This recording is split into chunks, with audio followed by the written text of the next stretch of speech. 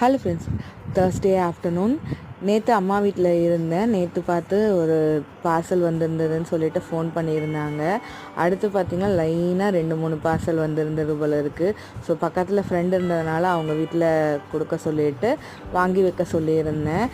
நானும் அடிக்கடி பார்த்துருக்கேன், வீட்டில் இருக்கும்போதெல்லாம் எந்த டெலிவரியுமே ரீச் ஆகாது. ஆனால் கரெக்டாக வீட்டில் இல்லாத போதும் அதே மாதிரி ஹஸ்பண்ட் இருக்கும்போதும் தான் இந்த டெலிவரி வந்து ரீச் ஆகும். உங்களுக்கும் இந்த மாதிரி எக்ஸ்பீரியன்ஸ் நடந்திருக்கான்னு சொல்லிட்டு கமெண்ட்டில் சொல்லுங்கள். மதியானம் லஞ்சுக்கு வந்து பார்த்திங்கன்னா பீர்க்கங்காய் இருந்தது வீட்டில். ஸோ அதை வச்சு கடையல் பண்ணலாம் அப்படின்னு சொல்லிட்டு ரெடி பண்ணியிருந்தேன். ஆல்ரெடி நம்ம சேனலில் பீர்க்கங்காய் கடையலும் அதே மாதிரி தோலை வந்து துவையல் அரைப்போம். ஸோ அதுவுமே டேஸ்ட்டாக இருக்கும்.